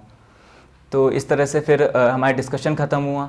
फिर रिज़ल्ट की जब बारी आई तो रिज़ल्ट में हम लोग को अपना सामान वगैरह सब पैक करवा के एक शेड में खड़ा कर दिया था। देन आफ्टर दैट रिज़ल्ट जब अनाउंस हो रहा था तो बस उस टाइम ये लग रहा था कि इतनी सारी प्रिपरेशन करके आया हूँ तो एटलीस्ट 5 डेज़ का मुझे परफॉर्म करने का, 4 डेज़ का परफॉर्म करने का अपॉर्चुनिटी मिल जाए, बाकी फिर देखेंगे बाद में। तो वही चल रहा था उस टाइम माइंड में। और जैसे उन्होंने बोला चेस्ट नंबर 23, तो मैं आगे आया, मैंने एकदम जोश के साथ अपना नाम अनाउंस किया। देन आफ्टर दैट मुझे मेडिकल चेस्ट नंबर मिला। तो फिर इस तरीके से बाकी सब लोग बस में बैठ गए और हम सब फिर से वापस अपने अपने रूम्स में चले गए। फिर जैसे ही हमारे रिज़ल्ट की बारी आई तो रिज़ल्ट में सभी 86 कैंडिडेट्स को शेड में लाइन अप कर दिया था। Then after that result announce हुआ तो फिर हमें आगे के लिए जब अनाउंस हो रहा था तो मुझे फिर चेस्ट नंबर मिला। फिर मैं आगे गया तो फिर ऐसे ही टोटल आउट ऑफ 86 30 कैंडिडेट्स को उन्होंने रिकमेंड किया था एसएसबी के लिए। उसके बाद फिर फॉर्म्स वगैरह फिल करने के लिए हम लोग को रोक लिया और बाकी बच्चों को बस में बैठा के वापस छोड़ दिया गया। और हम लोग के जब फॉर्म वगैरह फिल हो रहे थे फिर उसमें पीआईक्यू फॉर्म भी फिल हुआ, जिसकी प्रिपरेशन तो मेरे माइंड में थी पहले से। और सेम पीआईक्यू फॉर्म मैंने पहले भी फिल किया हुआ था उसका पूरा फॉर्मेट में। तो वो सब चीज़ें मेरे माइंड में पहले से प्रिपेयर की थी, वो सब चीज़ें मैंने फिल की और उसके बाद फिर वो डे इसी तरीके से एंड हो गया। तो स्क्रीनिंग होने का जो खुशी यहाँ पर होता है वो बहुत सारे कैंडिडेट यहाँ पर इमेजिन कर सकते हैं कि जब आपने भी यहाँ पर एसएसबी दिया होगा तब भी आपका भी स्क्रीनिंग का रिजल्ट आया होगा और आपका चेस्ट नंबर बुलाया गया होगा। तो स्क्रीनिंग को क्लियर करना अपने आप में एक बहुत बड़ी अचीवमेंट होती है। तो सुमित ने जैसा बताया कि 86 कैंडिडेट्स ने वहाँ पर रिपोर्ट किया था, उसमें से 30 कैंडिडेट्स को रिकमेंड किया गया फॉर नेक्स्ट स्टेज, ताकि वो अपनी जो आगे की प्रोसीजर है उसको यहाँ पर कंप्लीट करें। तो सुमित, अब यहाँ पर क्या है कि हमारा जो नेक्स्ट स्टेज है इसमें हम तुम्हारे फॉर्म्स वगैरह फिल हो गए, उसके बाद जो रिक्वायर्ड फॉर्म्स होते हैं जिसमें पीआईक्यू फॉर्म वगैरह के बारे में बात करते हैं, जिसमें पर्सनल इंटरव्यू का रोल वहाँ पर आपको देखने को मिलेगा पीआईक्यू फॉर्म में। अब जो हमारा मेन यहाँ पर स्टेज है वो है हमारा साइकोलॉजी पार्ट, है ना, जिसमें यहाँ पर आपको 4 तरीके के टेस्ट होते हैं, जिसमें thematic perception test, word association test, situation reaction test और सेल्फ डिस्क्रिप्शन। ये 4 चीजें आपको राइटिंग के फॉर्म में यहाँ पर कंप्लीट करनी होती है। इन चारों टेस्ट में आपने किस तरीके से परफॉर्म किया, है ना, मतलब अगर आप टैट में कितनी स्टोरीज किस तरीके से आपने लिखी वहां पर, और वैट में कितने वैट आपने अटेम्प्ट किए, एसआरटी कितनी अटेम्प्ट करी, सेल्फ डिस्क्रिप्शन किस तरीके से आपने अटेम्प्ट किया, इसमें हर एक टेस्ट को अटेम्प्ट करते टाइम आपके दिमाग में क्या चीजें थी, किस पर्टिकुलर अप्रोच को आपने यहाँ पर फॉलो किया, उसके बारे में हमारे एक्सपीरियंस को बताइए। ओके सर, तो जैसे ही स्क्रीनिंग हुए तो फिर सब फैमिली वालों को इन्फॉर्म किया। देन आफ्टर दैट फिर से फ़ोन वगैरह सबमिट हो गए। फिर जब नेक्स्ट डे की प्रिपरेशन करनी थी तो जो भी मेरे पास नोट्स वगैरह थे तो वो बस मैंने एक बार देख लिया ताकि मैं एकदम कॉन्फिडेंट हो जाऊं, क्योंकि अब एसएसबी का मेन पार्ट स्टार्ट होने वाला है, साइकोलॉजी टेस्ट जो होता है हमारा। तो उसमें बहुत सारे टेस्ट होने थे, तो मेरे माइंड में ये चीज़ चल रही थी कि इतने सारे टेस्ट हैं, बहुत सारी चीज़ें मैंने प्रिपेयर की हुई हैं, बहुत सारी चीज़ें मेरे माइंड में पहले से हैं, तो मुझे बस अच्छे से काम होके इजीली परफॉर्म करना है। तो फिर बस यही चीज़ मेरे माइंड में थी। जब टेस्ट स्टार्ट हुआ हमारा मॉर्निंग में तो सबसे पहले उसको 2 इंटरवल में उन्होंने बांट दिया था। सबसे पहले उन्होंने हमें टैड थर्मेटिक परसेप्शन टेस्ट लिया हमारा, उसमें कंटिन्यूसली स्लाइड्स उन्होंने शो करी। उसके बाद उसी के पैरेलल में हम लोग अपनी स्टोरीज़ भी लिख रहे थे। तो वो जितनी भी स्टोरीज़ थी मेरे माइंड में वही डिफरेंट कैरेक्टर्स जो थे मेरे माइंड में, मेरे फैमिली में जितने भी मेम्बर्स थे, जितने भी चिल्ड्रंस थे, मेरे कज़न्स थे, मैंने उन्हीं के नेम लिखने स्टार्ट किए, जिससे मेरे ऊपर थोड़ा बर्डन कम रहे, मुझे ज़्यादा सोचना ना पड़े इन सब चीज़ों पर। और इसी तरीके से जैसा मैंने आपको पहले ही बताया कि स्क्रीनिंग वाली पिक्चर में भी मैंने बस थीम पे ही फोकस किया। तो सबसे पहले पिक्चर देखते ही मैंने माइंड में अपनी थीम बनाई, उसी थीम के बेसिस पे मैं अपनी स्टोरी कंटिन्यूसली लिखता गया। कुछ स्टोरीज़ बहुत अच्छी थी, कुछ स्टोरीज़ एवरेज थी, और ख़राब तो मैं अपनी किसी स्टोरी को कहूँगा नहीं। तो इसी तरीके से मेरी स्टोरी सारी होती चली गई। रही बात टाइम मैनेज करने की, तो 4 मिनट्स का टाइम सफिशिएंट होता है उस स्टोरी को लिखने के लिए। ज़रूरी, मुझे ऐसा लगता है ज़रूरी नहीं है कि उसको हम बहुत बड़ी स्टोरीज़ लिखें, नॉर्मल स्टोरीज़ लिखें, पास्ट, प्रेजेंट, फ्यूचर और इस तरीके से, तो भी वो सफिशिएंट होती है। बाकी जितने भी एक्शंस वगैरह होते हैं, जो भी चीज़ें मैंने सीखी थी अपने जब गाइडेंस मिला था मुझे, तो वो सब चीज़ें मैंने उसी में यूज़ करी। और प्रॉपर जितने मेरे एक्सपीरियंस थे, जितनी भी अच्छी चीज़ें थी जो भी मुझे शो करनी थी, वो सब मैंने प्रॉपर्ली उन्हीं स्टोरीज़ में लिख के उसको सबमिट किया। उसके ठीक बाद हमें वर्ड एसोसिएशन टेस्ट के बारे में बताया गया, थोड़ी ब्रीफिंग वगैरह दी उन्होंने। फिर वही 15 सेकेंड्स में हमें वैट के हर एक वर्ड पे एक सेंटेंस फ्रेम करना था। तो वो सेंटेंस फ्रेम करते वक्त मेरे माइंड में यही चल रहा था कि बस वो सेंटेंस अच्छे से एक्सप्रेस हो जाए, जो मेरे थॉट्स हैं वो अच्छे से एक्सप्रेस हों। तो टैट लिखने के बाद एक फ्लो में आ ही चुका था मैं, कि एक कॉन्फिडेंस था, एक अच्छी फीलिंग आ रही थी, तो मैं उसको लिखना शुरू किया। कुछ वर्ड्स मेरे बीच में हाफ पे रुक जाते थे, जैसे सेंटेंस हाफ ही कंप्लीट हुआ है मेरा, पर जैसे नेक्स्ट वर्ड आता था मैं नेक्स्ट वर्ड पे चला जाता था। और सीक्वेंस मैंने प्रॉपर्ली उसमें रखा था, कि क्योंकि इसकी वजह से बहुत सारे मार्क्स कट होते हैं, ऐसा मैंने सीखा था पहले। तो उसको प्रॉपर्ली सीक्वेंस मैंने मैनेज किया। देन आफ्टर दैट वो सब चीज़ें मैंने वर्ड एसोसिएशन टेस्ट पूरा प्रॉपर्ली किया फॉलो। और जब पेज टर्न करने के लिए 15 सेकेंड्स का जो टाइम रहता है, उसमें 1-2 सेंटेंस में मैंने कोशिश की कि जो वो सेंटेंस मेरा इनकम्प्लीट है उसको मैं फटाक से कंप्लीट कर लूँ। देन आफ्टर दैट मैंने वो चीज़ें करी। तो 2 ही वर्ड मेरे ऐसे ही हुए थे, बाकी मैंने 60 आउट ऑफ 60 पूरे वैट मैंने कंप्लीट कर ली थी। उसके बाद हमें थोड़ा सा ब्रेक दिया गया। उसके बाद फिर हम वापस आए, तो फिर हमें SRT के बारे में समझाया गया। जैसे ब्रीफिंग वगैरह थी, सब चीज़ वैसी चल रही थी जैसा माइंड में प्रिपेयर थी मेरे। SRT वगैरह की बुकलेट दी उन्होंने। अब मुझे ये पता था कि मुझे इसमें जितनी SRT लिखनी है वो एकदम बेस्ट लिखनी है, अच्छे से लिखनी है। इसमें नंबर ऑफ SRT काउंट इतना मैटर नहीं करता है। तो मैंने SRTs में जितने भी चीज़ें थी उसको मैंने अच्छे से लिखा। मैंने 32 SRTs अटैम्प्ट की थी आउट ऑफ 60। तो मुझे कहीं ना कहीं लग रहा था कि मैं और अटैम्प्ट कर सकता था, बट फिर यही लगा कि जितनी मैंने अटैम्प्ट किए हैं वो मैंने बहुत बेस्ट तरीके से लिखी हैं, तो ये भी ठीक था। और सब एक प्रॉपर्ली सीक्वेंस में था कि जो मेरी चीज़ें हैं मैं वही उन्हीं को एक्सप्रेस कर रहा था। कहीं भी मैंने कुछ अलग से चीज़ें इसमें बहुत ज़्यादा एड ऑन करने की कोशिश नहीं की, एकदम नॉर्मल तरीके से ही किया। फिर उसके बाद सेल्फ डिस्क्रिप्शन टेस्ट की बात आती है, तो वो तो मैंने पहले से प्रिपेयर किया हुआ था, क्योंकि मुझे पता था क्या क्या क्वेश्चंस आएंगे, मुझे बता दिया गया था जब मैं SSB की प्रिपरेशन कर रहा था। तो मैंने वो चीज़ प्रिपेयर की हुई थी और उन्हीं चीज़ों को मैंने वहाँ जाके इजीली लिख दिया। टाइम थोड़ा कम रहता है उसको लिखने के लिए, बट मैंने उस टाइम में भी छोटा और शॉर्ट एंड क्रिस्प तरीके से मैंने उस चीज़ों को लिख दिया। तो इस तरीके से हमारा सेल्फ डिस्क्रिप्शन टेस्ट भी एंड हुआ। ओके, सो आपने यहाँ पर बताया कि आपने SRT में जो है वो टोटल 32 SRT अटेम्प्ट करी थी आउट ऑफ 60। तो आपको डर नहीं लगा कि मुझे घर भेज दिया जाएगा वापस? नहीं सर, डर इसलिए नहीं लगा क्योंकि मुझे ये पता था कि ये SRTs इतनी ही लिखी है मैंने, तो लेकिन मैंने बेस्ट तरीके से लिखी है। मैंने हर एक SRT में अपने जितने भी एक्शंस होते हैं, जितनी भी चीज़ें होती हैं, जैसा कि बताया था मुझे, तो वो सब चीज़ें मैंने प्रॉपर्ली एक ऑर्गेनाइज्ड पैटर्न में मैंने लिखी थी। इसलिए थोड़ा सा कॉन्फिडेंस था। और बाकी थोड़ा बहुत परसेंटेज का डर तो सबको रहता ही है कि कहीं ये चीज़ भारी ना पड़ जाए, बट मैंने ये सोचा था कि अगर SRT यहाँ पे कम हुई है तो मैं आगे अपने टास्क में इस चीज़ को रिकवर करने की कोशिश करूँगा, और जैसे मैंने लिखा है मैं उसी तरीके से परफॉर्म भी करूँगा। तो मतलब यहाँ से एक बात हमको ये समझ में आ रही है कि अगर हमारे SRTs कम अटेम्प्ट यहाँ पर हो रहे हैं, बट वो क्वालिटी जो यहाँ पर SRTs में रिक्वायर्ड है, उस चीज़ को अगर हम यहाँ पर फुलफिल कर रहे हैं तो भी हमारा रिकमेंडेशन यहाँ पर हो सकता है। ठीक है, तो तुमने ये साइकोलॉजी में पूरी स्ट्रेटेजी यहाँ पर बताई कि तुमने किस तरीके से यहाँ पर प्रिपेयर किया। और यहाँ पर मैं एक सिंपल सा क्वेश्चन तुमसे पूछना चाहता हूँ कि जो हम साइकोलॉजी की इनिशियल प्रिपरेशन करते हैं, मतलब हमारी SSB से पहले, क्या वो हमें हमारी रियल SSB में हेल्प करती है?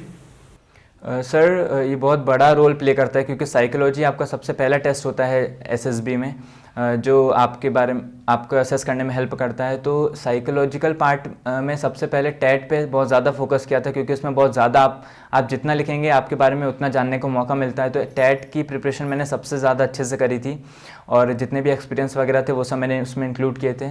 तो इसलिए जितने भी मेरे पहले के एक्सपीरियंस थे, जो भी प्रिपरेशंस थी मेरी, पहले तो मुझे पता नहीं था कि मुझे एसएसबी तक ये सब चीज़ें होती हैं। जब मुझे पता चली तो मैंने उन्हें एक्सपीरियंस को गैदर किया, उन सब चीज़ों को कि क्या क्या मैंने लाइफ में अचीव किया है, उन सब चीज़ों को फिर प्रॉपर तरीके से मैंने उसमें लिखा।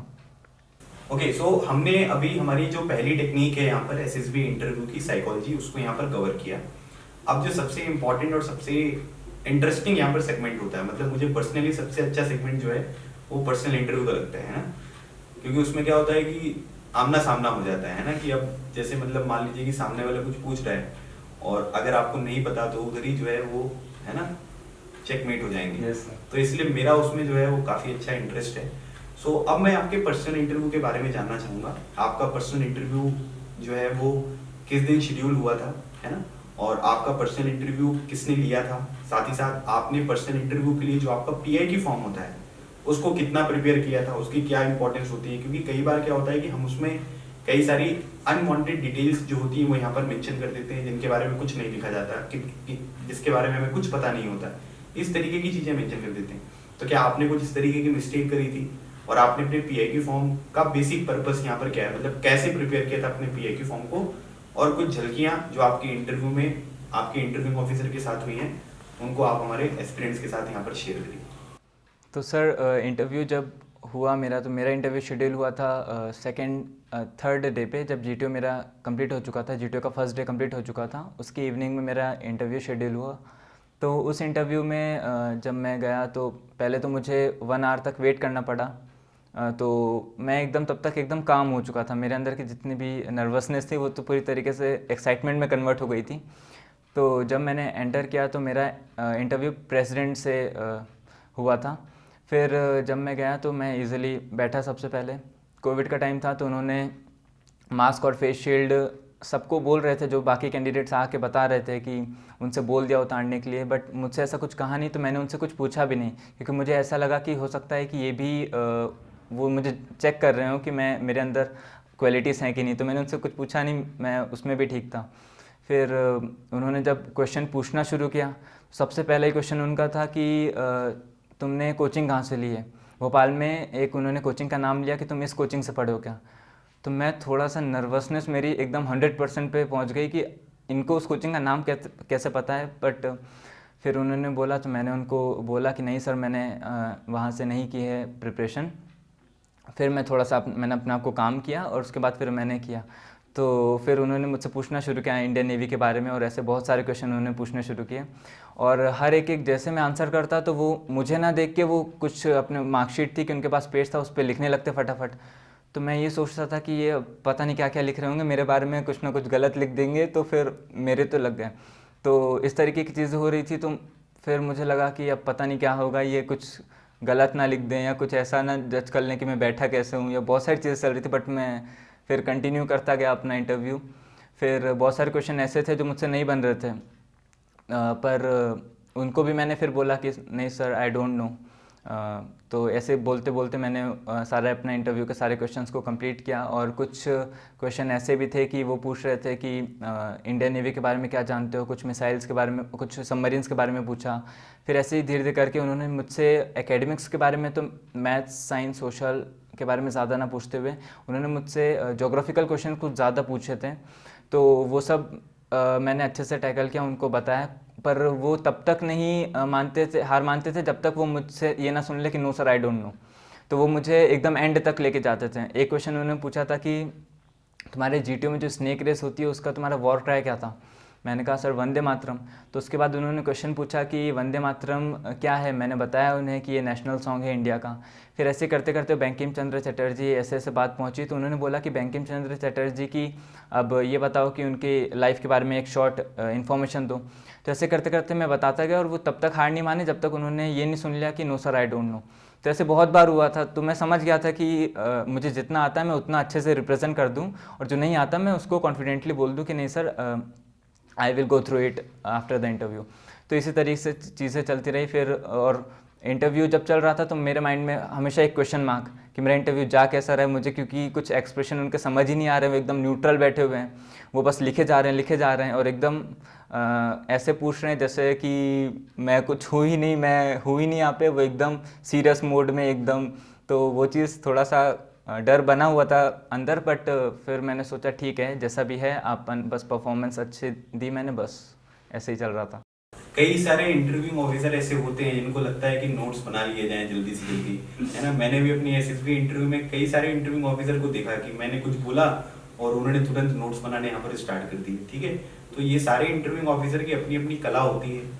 अच्छा, मैं ये जानना चाहता हूँ कि जो ये इंटरव्यू यहाँ पर चल रहा था, तो इस इंटरव्यू के दौरान मतलब कोई ऐसी एक्टिविटी इंटरव्यू ऑफिसर के सामने देखने को मिली तुमको जिसको देख के लगाओ कि ये क्या चल रहा है, मतलब हम इंटरव्यू दे रहे हैं और आप ऐसा कर रहे हो हमारे साथ? यस सर, एक बार लगा था जब वो अपना ऐसे ही बैठे हुए थे, एकदम मुझे स्टेयर किए जा रहे हैं, मैं आंसर दे रहा हूँ, उनका पूरा आई कांटेक्ट मुझसे बना हुआ है। और फिर जब मैंने आंसर अपना कंप्लीट कर लिया तो वो फिर ऐसे बैठ गए, ऐसे करके वो अपने बाल खुजला के फिर वॉच देखने लगे कि टाइम कितना हो रहा है। तो मुझे ऐसा लगा कि मेरा इंटरव्यू चल रहा है और सर को मतलब टाइम की लगी है कि कितनी जल्दी इसका इंटरव्यू ख़त्म करें।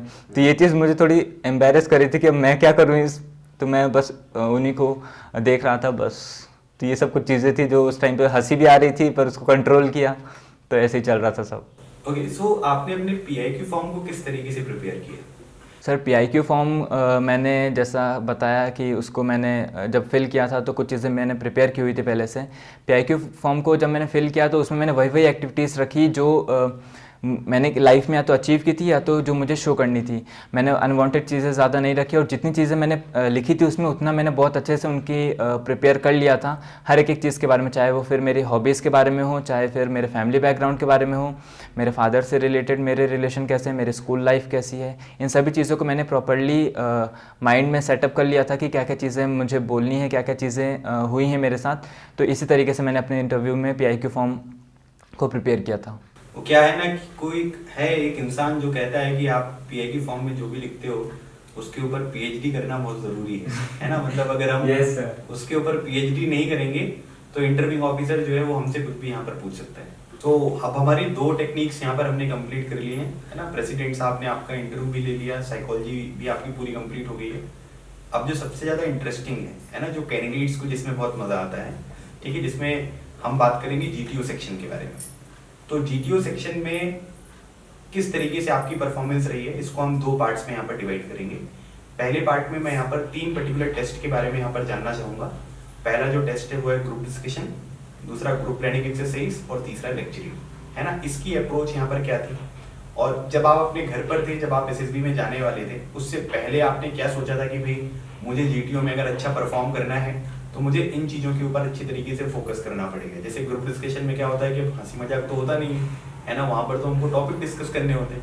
तो क्या आपने न्यूज़पेपर वगैरह पढ़ना या नोट्स वगैरह बनाना, इस तरीके की कोई चीज़ें स्टार्ट करी थी?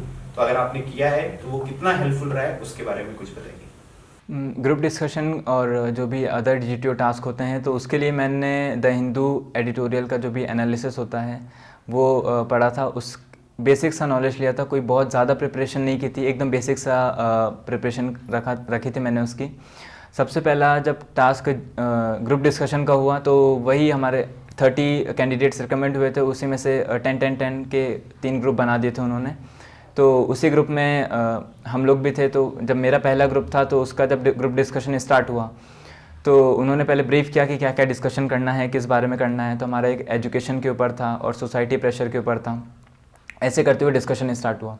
अब सब यही सोच रहे थे कि सब एकदम कोऑपरेट करेंगे, ग्रुप के साथ रहेंगे। तो हमारे ग्रुप में ये चीज़ बहुत ज़्यादा थी। तो एक टाइम आया जब डिस्कशन चलते चलते वैसे फ़िश मार्केट की सिचुएशन क्रिएट होनी थी कि सब क्रॉस कर रहे हैं एक दूसरे को, बट एक टाइम ऐसा आया जब 1 बाय 1 सब डिस्कशन चलने लगा। तो उस टाइम मेरे माइंड में यही चल रहा था कि ये डिस्कशन हो किस टाइप कर रहा है, यहाँ तो एकदम पीसफुली सब कुछ चल रहा है, हमारा ग्रुप तो बहुत ज़्यादा कोऑर्डिनेट कर रहा है। फिर जीटीओ ने जब ऑफिसर ने ये बोला कि आपको ऐसे नहीं करना है, आपको एक दूसरे की बात भी काटनी है, आप ऐसे 1 बाय 1 नहीं कर सकते। वही तब मुझे थोड़ा सेटिस्फेक्शन मिला कि हाँ अब ठीक है, ये होती है डिस्कशन वाली बात, तभी तो आप असेस कर पाओगे कि कैसे हम लोग को मार्क्स देने हैं और ये सब चीज़ें। तो फिर मुझे लगा कि हाँ मैं समझ गया हूँ थोड़ा बहुत आपको, तो ये सब चीज़ें। तो फिर अपने पॉइंट्स रखने शुरू किए, तो मैंने भी बहुत अच्छे अच्छे पॉइंट्स रखे। प्रेशर वगैरह के ऊपर था, सोसाइटी में क्या प्रेशर रहता है, कंपटीशन का क्या प्रेशर रहता है, ये सब चीज़ें करना शुरू किया। फिर एक फार्म बिल्स और इन सब चीज़ों के ऊपर दूसरा डिस्कशन था हमारा। तो इस तरह से करके, और हमारा ग्रुप थोड़ा हेल्पफुल भी था और सब एकदम अच्छे से बोल रहे थे, और मेरी थोड़ी बोल्ड वॉइस भी थी, मैं रख रहा था अच्छे से अपने पॉइंट्स को रख रहा था। तो ये सब चीज़ें करते हुए ग्रुप डिस्कशन हमारा प्रॉपरली एंड हुआ। उसके ठीक बाद उन्होंने मिलिट्री प्लानिंग एक्सरसाइज की बात करी, तो उसमें हमारे सामने एक बहुत बड़ा कार्डबोर्ड ला के उन्होंने रख दिया। तो बस वही एक्साइटमेंट कि अब क्या कहानी बनेगी, अब क्या कहानी बनेगी। तो सर आए, उन्होंने पूरा ब्रीफ किया कि ये प्रॉब्लम्स हैं। एक्चुअली वो प्रॉब्लम्स नहीं, वो सब हमारे टास्क होते हैं जिन्हें हम करते हैं। ऐसी बहुत सारी चीज़ें थी, तो उन्होंने ब्रीफ किया कि ये चीज़ें हैं। तो मैंने बहुत ध्यान से उन चीज़ों को सुना, सब लोग बहुत ध्यान से सुन रहे थे। फिर उन्होंने एक शीट दी जिसमें अब आपको अपना पूरा सॉल्यूशन लिखना है। वो सब सॉल्यूशन लिखा फटाफट। लिखने के बाद उसमें बहुत सारी चीज़ें ऐड ऑन करी, और करने के बाद मैं थोड़ा सा भूल गया कि ठीक है अब इतनी सारी चीज़ें हैं, मेरे माइंड में सब सेटअप हो चुकी हैं। अब जब उसके जस्ट बाद जब डिस्कशन फिर से शुरू होता है कि अब आपको एक प्रॉपरली एक सॉल्यूशन निकालना है उस पूरी प्रॉब्लम्स का, उन सब टास्क का। तो जब एक चीज़ें निकालने की बारी आई तो फिर डिस्कशन स्टार्ट हुआ। अब जब बोलना शुरू किया तो फिर मैं सबके पॉइंट्स अच्छे से सुन रहा था, और उसके बाद अपने बहुत इंपॉर्टेंट पॉइंट्स भी दे रहा था। तो ये सब चीज़ें जब हो रही थी, क्योंकि डिस्कशन में इंपॉर्टेंट होता है कि आप एक गुड लिसनर भी हो एक गुड स्पीकर के साथ साथ, तो ये सब चीज़ें हो रही थी। अब इसका बेनिफिट मुझे तब मिला जब लास्ट में कंक्लूड करने की बारी आती है। तब जीटीओ ने बोला कि सब लोग अपने अपने अपने ग्रुप से एक कैंडिडेट को आपको बोलना है कि वो ब्रीफ करेगा फाइनल। तो जब मुझे सब बच्चों ने, अदर बच्चों ने बोला कि चेस्ट नंबर 7 बोलेगा, तो फिर मुझे थोड़ा सा अच्छा सा लगा कि चलो मुझे अपॉर्चुनिटी मिल रही है। तो मैं अच्छे से खड़ा हुआ, मैंने जितना भी, क्योंकि मैंने बताया मैंने सारी चीज़ें अच्छे से सुनी थी, तो अपने सॉल्यूशन के साथ साथ सबके सॉल्यूशन मैंने एक साथ रखे, और उसके साथ मैंने पूरा उनको ब्रीफ किया। तो जीटीओ सर भी ऐसे अपने आईब्रोस ऊपर कर करके कि मतलब उनको भी बड़ा अच्छा सा लग रहा था, ऐसा मुझे लगा। फिर उसके बाद वो बोले कि कुछ उन्होंने मुझसे फिर क्वेश्चंस किए कि अगर ये चीज़ें होंगी तो कैसे करोगे, ये चीज़ें होंगी तो कैसे करोगे। तो मैंने उनके भी इजीली आंसर दिए। अब जैसे ही फिर मेरा ये टास्क ख़त्म हुआ तो फिर थोड़ा सा ब्रेक मिला, तो उसमें सब लोग आए मेरे पास, बोले कि थैंक यू सो मच यार, तूने मेरा पॉइंट भी इंक्लूड किया, मेरा पॉइंट भी इंक्लूड किया। तो उस टाइम मुझे लगा कि चलो मतलब बढ़िया है, सब ग्रुप अपना साथ में है, कोई ऐसा दिक्कत वाली बात अभी तक नहीं है। तो ये सब चीज़ें हुई, तो मिलिट्री प्लानिंग एक्सरसाइज भी इजीली गया, और मुझे तब लग रहा था कि मैंने बहुत अच्छा परफॉर्म कर दिया है, उनकी नज़रों में मैं आ चुका हूँ। ये सब चीज़ें हुई। फिर लेक्चरेट की बात करें तो लेक्चरेट में वही उनका चल रहा था कि आपको लेक्चर देना है, 3 मिनट्स में आपको प्रिपेयर करना है, और 3 मिनट में आपको फिर आके लेक्चर देना है। उन्होंने एक कार्ड दिया, उस कार्ड में पॉइंट्स कुछ टॉपिक्स थे जिन पे आपको लेक्चर देना होता है। तो मैं भी गया, मैंने उस कार्ड को उठाया। अब उस कार्ड में एक भी ऐसा टॉपिक नहीं था जो मेरे माइंड में आए कि एकदम से मैं बोल पाऊँ उस पर। तो क्योंकि वो बहुत ही अनसुने से टॉपिक थे, कोई ऐसा जीके के ऊपर टॉपिक नहीं आया था। तो उसमें से एक टॉपिक जो मुझे अच्छा लगा वो था कि इंडस्ट्रीज़ के ऊपर था, कि इंडस्ट्रीज़ के बारे में बताना था कि हॉस्पिटलाइज्ड इंडस्ट्री होता क्या है। तो अब मुझे ये पता था कि हॉस्पिटलाइज मतलब सर्विसेज प्रोवाइड करना, और इंडस्ट्रीज़ के बारे में बोलना है। तो मुझे ये भी लग रहा था कि अब लेक्चर देना है मुझे, मैं और कुछ कर नहीं सकता, अपना कार्ड तो चेंज करवा नहीं सकता हूँ। तो मैंने सोचा अब देंगे, जैसा भी देंगे अच्छे से देंगे। तो बेसिक इंडस्ट्रीज़ की डेफिनेशन से लेते हुए इंडस्ट्रीज़ को क्या सर्विसेज देनी चाहिए, और इंडस्ट्रीज़ सिटीजन्स को फिर क्या सर्विसेज प्रोवाइड करती है, इस पूरी चीज़ को मैंने इतने परफेक्टली बोला कि जैसे कोई किसी को लग ही नहीं सकता था कि मुझे टॉपिक के बारे में बिल्कुल नहीं पता है। तो कॉन्फिडेंटली वो चीज़ें बोली, और एग्जैक्ट जब वार्निंग बेल बजती है 2 मिनट्स एंड 30 सेकेंड्स के बाद, तो उसके बाद बस मेरे माइंड में ही चल रहा था कि बस मुझे 3 मिनट्स के 1 सेकंड पहले मुझे अपना एंड करना है। तो 2 मिनट्स और 58 सेकंड्स में मेरा जैसे ही एंड हुआ, मैंने थैंक यू बोला, वैसे उनकी बेल बजी। तो इससे मुझे और कॉन्फिडेंस आ गया कि चलो ये भी चीज़ अच्छे से हो चुकी है, अब मेरा प्रॉपरली टाइम मैनेज हो गया था इसमें भी। तो इस तरीके से तीनों टास्क हुए थे। ओके, सो ये जो मैंने तुमसे तीनों टेस्ट के बारे में यहाँ पर पूछा, इसमें अगर आप देखो तो इसमें कम्युनिकेशन स्किल्स की बड़ी इंपॉर्टेंस है, क्योंकि आपको इन तीनों टेस्ट में जो है वो बोलना है। So according to you communication skills जो है वो एसएसबी में कितनी इंपॉर्टेंट है, और आपने अपनी कम्युनिकेशन स्किल्स को किस तरीके से इम्प्रूव किया, इसके बारे में आप हमारे स्टूडेंट्स को बताइए। तो सर कम्युनिकेशन स्किल बहुत बड़ा इंपॉर्टेंट रोल प्ले करती हैं कि आप जब किसी से भी इंटरेक्ट करते हैं तो आपको एक अच्छे सुनने भी आनी चाहिए उस सामने वाले पर्सन की, और आपको अपनी बातें मनवाना और अपनी बातों को रखना भी आना चाहिए। तो जब मैंने देखा कि इतने सारे जैसे टेस्ट होते हैं तो इसमें कम्युनिकेशन स्किल बहुत बड़ा इंपॉर्टेंट रोल प्ले करते हैं। तो इसमें सबसे बड़ा साथ दिया था मेरा वो मिरर प्रैक्टिस ने, और जो हम कुछ फ्रेंड्स जो वीडियो कॉलिंग पे प्रैक्टिस करते थे बात करने की, और जो भी लेक्चरेट की इंग्लिश में बोलने की, तो ये सब चीज़ें बहुत बड़ा रोल प्ले करते हैं। और लोगों को ऐसा लगता है कि इंग्लिश में कम्युनिकेट करने में उनको कभी कोई प्रॉब्लम होती है या ऐसी चीज़ें होती हैं। तो मिरर प्रैक्टिस से वो सारी चीज़ें पहले ही हट चुकी थी, तो इसमें एक कॉन्फिडेंस भी आता है जब आप अपने पॉइंट्स को रखते हो। फिर चाहे आपके पॉइंट्स अच्छे हों या थोड़े कम अच्छे भी हों, लेकिन अगर आप उसको बहुत अच्छे से रिप्रेजेंट कर रहे हैं तो आपकी बातें सब सुनते हैं। और सबको साथ लेते हुए जब आप कम्युनिकेट करते हैं तो वो चीज़ें आपके और अट्रैक्टिव बनाती हैं आपकी बातों को। तो सुमित, अब अगले जो अगर हमारा जो सेगमेंट है उसको देखेंगे, तो इसमें मैं बेसिकली 4 जो टेस्ट होते हैं एसएसबी में, इसके बारे में तुम्हारा क्या ओपिनियन है, तुमने किस तरीके से परफॉर्म किया, इसके बारे में जानना चाहूँगा। जिसमें हम पहला टेस्ट प्रोग्रेसिव ग्रुप टास्क के बारे में, दूसरा हाफ ग्रुप टास्क, तीसरा आपका फाइनल ग्रुप टास्क, और सबसे लास्ट में कमांड टास्क के बारे में। इसमें अगर कोई इंटरेस्टिंग वाक्य आपके साथ हुआ हो, है ना, कि आपने कुछ मतलब बहुत जोरदार काम किया हो वहाँ पर, है ना, तो उसके बारे में बताइए। स्पेशली कमांड टास्क में किस तरीके से आपकी परफॉर्मेंस रही है, आपका ग्रुप किस तरीके से पीजीटी, एचजीटी और एफजीटी में परफॉर्म कर रहा था, इन सब चीज़ों के बारे में थोड़ा सा एक प्रकाश डालिए। तो सर जैसे कि मैंने बताया कि डिस्कशन में भी हमारा ग्रुप बहुत ज़्यादा कोऑर्डिनेट कर रहा था, तो सभी थे कि मतलब सबको साथ लेके चलना है, हमें अपना ग्रुप सबसे ऊपर रखना है, बाकी सबकी परफॉर्मेंस उसके बाद आएंगी।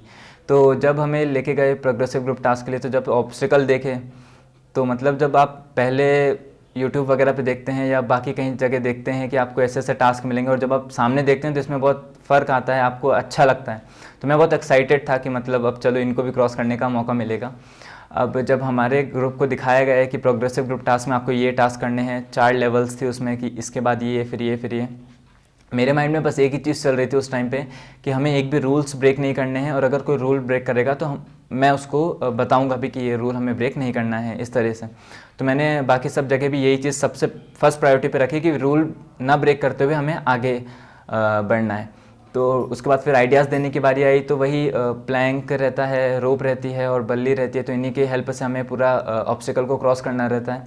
हमारा ग्रुप बहुत ज़्यादा एक्साइटेड था, तो सभी इंक्लूड थे उसमें, सब अपने आइडियाज़ वगैरह दे रहे थे। मैंने भी आगे जाके रोप वगैरह टाई करने में और इन सब चीज़ों में जो मैंने सीखी थी उसमें हेल्प करी। धीरे धीरे करके जब प्रोग्रेसिव ग्रुप टास्क हमने इजीली ख़त्म कर लिया, और फिर जीटीओ ने बोला कि अब अगले ग्रुप की तरफ चलते हैं। फिर हाफ ग्रुप टास्क हुआ, तो उसमें हमारा ग्रुप हाफ हाफ में डिवाइड हो चुका था। अभी तक 10 का एक ग्रुप था, अब 5-5 में 2 ग्रुप्स डिवाइड हो चुके थे। तो अब ये और अच्छी अपॉर्चुनिटी थी कि मैं अपने आप को और अच्छे से रिप्रेजेंट कर पाऊँ। तो हमें बुलाया गया जब हमारे ग्रुप को, तो ऑड इवन केस में हमें डिवाइड किया था। तो जब हम लोग गए तो फिर उसमें उन्होंने ईजी सा था, ज़्यादा टफ तो नहीं कहूँगा उस समय। तो उसको जब क्रॉस किया तो बस जैसे हमने आइडिया दिया और वो चीज़ बताई कि हम ऐसे क्रॉस करेंगे, वैसे उन्होंने बोला कि ठीक है ठीक है ठीक है। तो उन्हें मतलब आइडिया समझ में आ गए थे, और मैंने एक आइडिया दिया था, उसको ही उन्होंने बोला था कि ठीक है इससे हो जाएगा। तो मुझे फिर और अच्छा लगा कि ये भी चीज़ अच्छे से हो गई। उसके बाद फिर जब कमांड टास्क की बारी आती है, तो कमांड टास्क में उन्होंने सबसे पहले वही चेस्ट नंबर वाइज बुलाना स्टार्ट किया। तो उसके साथ 2-2 सबऑर्डिनेट बुलाने की परमिशन थी हमें। तो अब मैंने जैसा बताया ग्रुप कुछ ज़्यादा ही कोऑर्डिनेट कर रहा था, तो हम लोगों ने ऐसा सोचा कि बारी बारी से सबको 2-2 करके हम लोग बुलाएंगे। तो जिसके साथ भी बॉन्डिंग थी वो सब चीज़ें चल रही थी। तो उसमें भी मतलब जीटीओ के लिए एक परेशानी होने वाली थी कि अब हमारे ग्रुप में ऐसा कुछ था ही नहीं कि कोई एकदम ऊपर है या कोई एकदम नीचे, सब एकदम इक्वली प्ले कर रहे थे। तो वो चीज़ें हुई। तो जब कमांड टास्क में बुलाया गया तो मैं गया। उसके बाद उन्होंने मुझसे क्वेश्चंस पूछना स्टार्ट किए। उन्होंने सबसे पहले बोला कि कहाँ से हो। मैंने उन्हें बताया कि मैं भोपाल से हूँ। तो उन्होंने कहा कि भोपाल के एसएसबी सेंटर में क्यों नहीं गए, वहाँ पे भी है, तुम यहाँ क्यों आए। तो मेरे माइंड में ये चल रहा था कि सर आप शायद अपडेटेड नहीं है इस चीज़ के बारे में कि अब कॉल लेटर जो भी डेट्स वगैरह हैं कहाँ आपको जाना है वो सब वेबसाइट के थ्रू आपको खुद ही पहले से इन्फॉर्म किया जाता है, आप नहीं चूज़ कर सकते हैं। तो मैंने उन्हें बताया कि सर एनएसबी कोलकाता ही मुझे मिला था, मेरे पास ऑप्शन नहीं था। तो उन्होंने बोला ओके। उसके बाद फिर उन्होंने बस बेसिक से मेरा एजुकेशन क्वालिफिकेशन के बारे में पूछा कि 10th 12th में क्या परसेंटेज था। तो वो मैंने उन्हें बताया कि मैं स्टेट टॉपर था ये वो। तो उन्होंने कहा बस ठीक है। तो फिर उन्होंने मुझे बताया कि आपका ये टास्क है, आपको ये करना है, और रूल्स बताए उन्होंने, वही रेड ब्लू और वाइट वाले रूल्स वगैरह मैंने सुने। मैंने कहा ठीक है। अब 2 सबऑर्डिनेट को बुलाने की परमिशन थी, तो मैंने अपने जो 2 सबऑर्डिनेट थे जो अभी तक नहीं आए थे उनको मैंने कॉल किया। तो वो लोग आए। उसके बाद मैं बढ़िया हाथ पीछे करके, अब मुझे थोड़ा अच्छा फील हो रहा था कि अब मैं भी छोटा जीटीओ बन गया हूँ। तो हाथ पीछे करके मैं खड़ा हुआ और मैंने भी उनको प्रॉपर्ली ब्रीफ करना शुरू किया कि सबसे पहले ये हमें ऐसे ऐसे फॉलो करेंगे और हमें इस बात का बहुत अच्छे से ध्यान रखना है कि हम रूल बिल्कुल ना तोड़ें। मैंने उनको रूल भी एक बार और ब्रीफ कर दिया, जिससे थोड़ा कमांड करने वाली फीलिंग आए। तो वो सब चीज़ें करी। फिर मैं कुछ नहीं कर रहा था, मैं सिर्फ उनको वर्बली पूरी चीज़ें बता रहा था कि ऐसे ऐसे एक्ट करेंगे। फिर मैं जब आधे टास्क के बाद उनसे नहीं हो रहा था, फिर मैं भी गया उस टास्क में, मैंने भी उनकी थोड़ी बहुत हेल्प की। इस तरीके से करके हमने पूरा कमांड टास्क कंप्लीट कर रहे थे। उसमें फिर जीटीओ ने बहुत सारे ट्विस्ट लाने शुरू किए कि यहाँ पे अगर ये जो वाइट ब्लॉक है ये अगर रेड हो जाए तो क्या करोगे, ऐसे करके उन्होंने थोड़ा ग्रिल करने की कोशिश की, ये सब चीज़ें। तो थोड़ा टफ टास्क भी था वो, इतनी इजीली होने वाला भी नहीं था, उसमें भी वो ग्रिल कर रहे थे। तो इस तरीके से चीज़ें होने लगी। फिर धीरे धीरे करके मैंने उन्हें अपने लेवल पे किया। फिर कहीं नहीं बना तो एक जगह उन्होंने मुझे थोड़ा सा हिंट भी किया कि इस तरीके से कर सकते हैं। उस तरीके से करते हुए हमने पूरी ऑब्स्टिकल को क्रॉस किया। फिर मैंने अपने जो भी सबऑर्डिनेट्स थे उनको बोला कि थैंक यू सो मच। तो बस इस तरीके से हमारा कमांड टास्क भी कंप्लीट हुआ। तो जीटीओ साहब को भी पता था कि सुमित का इस बार रिकमेंडेशन होने वाला है, तो जीटीओ साहब ने भी बोला कि बच्चों हम तुम्हारा रास्ता जो है इतना आसान नहीं रहने देंगे। तो उन्होंने भी कमांड टास्क में कुछ डिफिकल्टीज जो है वो यहाँ पर बढ़ाई, लेकिन सुमित ने बहुत ही एक्सपीरियंस के साथ उन सब चीज़ों को यहाँ पर टैकल कर लिया। सो जीटीओ में 2 इंपॉर्टेंट टेस्ट और बचे हैं, ठीक है, जिसमें आपकी फिजिकल फिटनेस यहाँ पर चेक होती है, जैसे इंडिविजुअल ऑब्स्टिकल और स्नेक रेस। तो ये कैसा परफॉर्म किया था और किस तरीके से इसमें तुम्हारी परफॉर्मेंस रही, ठीक है, इसके बारे में बताओ। तो सर 10 ऑब्स्टिकल होते हैं इंडिविजुअल ऑब्स्टिकल में, उसको मैंने करना शुरू किया। तो एक प्रॉपर स्ट्रेटेजी बना ली थी कि पहले इस ऑब्स्टिकल को फिर इस ऑब्स्टिकल को, ऐसे करते करते मैंने करना शुरू किया। तो उनको करते हुए भी बड़ा मज़ा आ रहा था। बस ये मेरे माइंड में उस टाइम भी चल रहा था कि मुझे रूल्स वगैरह नहीं ब्रेक करने हैं। और इस तरीके से करते हुए मैंने सारे इंडिविजुअल ऑब्स्टिकल 8 कंप्लीट किए थे। बट जितने भी कंप्लीट किए थे मैं एकदम श्योर था कि वो सब मैंने परफेक्टली कंप्लीट कर लिए हैं। तो इस तरीके से इंडिविजुअल ऑब्स्टिकल हुआ। और एक बैलेंसिंग बीम होता है जो बहुत से बच्चों से नहीं बन रहा था, जब वो बता रहे थे कि नहीं बन रहा है, मेरे माइंड में ये था कि ये चीज़ मुझे करनी है, जिससे थोड़ा मैं अच्छा शो हो मेरी पर्सनैलिटी के बारे में। तो वो चीज़ मैंने शो की और इस तरीके से 8 ऑब्स्टिकल कंप्लीट किए। देन आफ्टर दैट जो हमारी स्नेक रेस होती है, तो ये सबसे मुझे ऐसा लगता है एसएसबी का मेरा सबसे बेस्ट पार्ट रहा है। बहुत फनीएस्ट मोमेंट भी हैं इसमें। तो स्नेक रेस जब स्टार्ट हुई थी तो पूरा ब्रीफ किया उन्होंने, और बहुत फ़नी वे में ब्रीफ भी किया था जीटीओ ने। वो थोड़े यंग थे तो इस तरीके से हुआ। फिर जब हमने करना शुरू किया तो हमारा ग्रुप बहुत हेल्पफुल था और ये सब चीज़ें चल रही थी। वॉल वगैरह क्लाइंब करने में मेरी हाइट बड़ी थी, तो मैंने इसका एडवांटेज लिया और सबको पहले क्रॉस करवाया, देन उसके बाद मैं क्रॉस करता था। तो ऐसे करके हमने पूरी चीज़ें क्रॉस करी। उसके बाद फिर इसने एक बार हमारा ग्राउंड को टच कर गया था, तो हमें पेनल्टी भी लगी उसकी।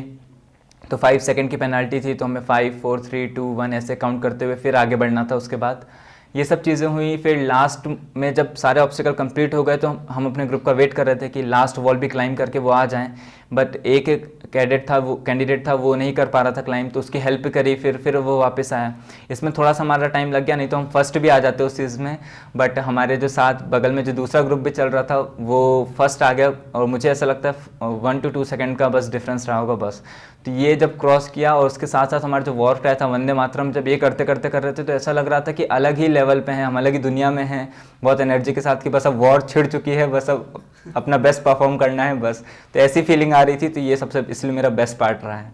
तो अब यहाँ पर सारी टेस्टिंग हमारी कंप्लीट हो गई है ना, और कल कॉन्फ्रेंस है, और एक दिन पहले तुम्हारे दिमाग में क्या थॉट्स चल रहे थे, है ना, कि कल रिजल्ट क्या होने वाला है, तुम यहाँ पर जो है वो रिकमेंड होने वाले हो या बस में बैठ के वापस आने वाले हो, है ना, कुछ तो थॉट्स तुम्हारे दिमाग में चल रहे होंगे, वो क्या थे, है ना, और तुमने अपनी नर्व्स को किस तरीके से कंट्रोल किया, है ना, उसके बारे में थोड़ा सा बताओ।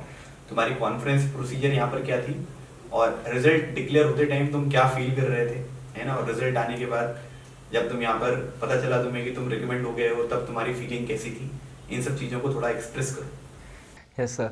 तो सर जब एक दिन पहले की बात करें तो जब शाम हो चुकी थी और सब लोग अपने अपने रूम्स में थे, तो फिर ये प्लान बना कि चलो एक बार जितने भी लोग हैं, क्योंकि सब घुल मिल गए थे आपस में, तो एक रूम में एक हॉल में सब लोग बैठते हैं और उसके बाद कुछ गाने वगैरह गाएंगे, कुछ भी थोड़ा फ़नी मोमेंट्स क्रिएट करेंगे। तो सब लोग इकट्ठा हुए, टोटल 30 थे और 30 के 30 एक हॉल में बैठ गए, आराम से बैठे। अब वहाँ पे गाने वगैरह चल रहे हैं ना, कोई डांस करके बता रहा है, कोई हम लोग अंताक्षरी वगैरह खेल रहे हैं, ऐसे बहुत सारी चीज़ें होना स्टार्ट हो गई। तो उस टाइम ऐसा लग रहा था कि अब बस यही घर है, और एकदम मतलब एकदम कॉमन फीलिंग आ रही थी कि अब कुछ ऐसा बहुत बड़ी चीज़ नहीं है, एसएसबी एकदम नॉर्मल चीज़ है, नॉर्मल लाइफ है। तो ऐसी चीज़ें चल रही थी वहाँ पे। सभी डिफेंस बैकग्राउंड और बाकी जितने भी अदर बैकग्राउंड्स के हैं, सब ऐसा लग रहा था कि पूरा मिनी इंडिया बन चुका है यहाँ पे, अलग अलग जगह से लोग आए हुए थे, ऐसी चीज़ चल रही थी। उसके बाद जब रात में जब अकेले अकेले सब अपने रूम्स में चले गए, उसके बाद फिर यही चल रहा था माइंड में कि अब कल क्या होगा, अब या तो वापस कॉलेज वगैरह कंटिन्यू करना पड़ेगा, क्या क्या चीज़ें होंगी आगे, अगर रिकमेंड हो गया तो फिर मेडिकल्स होगा, उसमें फिर अलग एक्साइटमेंट, और अगर नहीं हुए तो फिर क्या करेंगे। फिर मैंने माइंड में बस अपने आप को शांत किया, मैंने ये सोचा कि अगर हो गए तो बहुत ही अच्छी बात है, और नहीं भी हुए तो फिर अगली बार और अच्छे से ट्राई करेंगे, जो भी गलतियां हुई हैं उनको एनालिसिस करेंगे अगर कर सकते हैं तो। और उसके बाद फिर जो भी कॉलेज का बैकग्राउंड है, जो भी चीज़ें चल रही थी वापस, उनको वापस से कंटिन्यू करते हुए अगली बार फिर से एसएसबी देने आएंगे। बट कहीं ना कहीं जो रिकमेंड होने वाली फीलिंग थी वो थोड़ी सी ज़्यादा थी, इसलिए इस चीज़ को मैंने कंट्रोल किया। फिर आराम से, थक भी चुके थे, फिर आराम से सोए। उसके बाद फिर जब नेक्स्ट डे कॉन्फ्रेंस का डे था तो फिर से वही सेम प्रोसीजर कि आपको बैग पैक करके वापस आना है और लाइन बना के बैठ जाना है।